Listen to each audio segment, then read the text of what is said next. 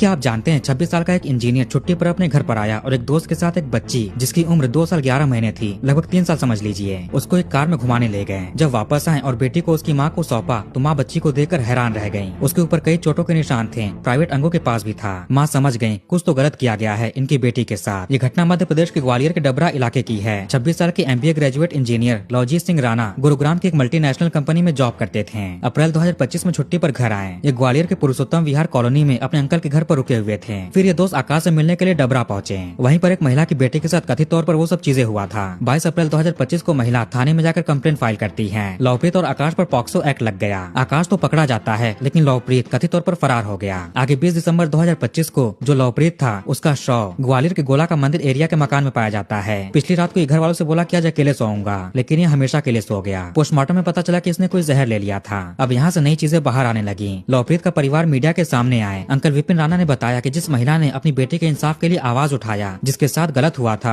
वो और उसका वकील जो कि उसका ब्रदर इन लॉ है, दोनों मिलकर कथित तौर पर लवप्रीत के परिवार से 60 लाख रुपए की डिमांड कर रहे थे। पैसे दे तो केस वापस ले लेंगे वरना जिंदगी बर्बाद हो जाएगी। लवप्रीत की जिंदगी तो पहले ही तबाह हो चुकी थी। पूरा समाज उसको गाली देने लगा, उसकी नौकरी चली गई, दोस्तों से दूरियां बन गई, वो सब कुछ खो चुका था। 60 लाख में से 30 लाख रुपए जैसे तैसे इकट्ठा करके दिए गए, लेकिन महिला को बचे हुए 30 लाख भी चाहिए। अब आप समझ सकते हैं कि वो केस कितना सच या झूठ था। ये सिस्टम पर भी सवाल खड़े करता है, बिना वेरीफाई किए केस कैसे दर्ज कर लिया। पुलिस अब इस एंगल पर भी जांच कर रही है।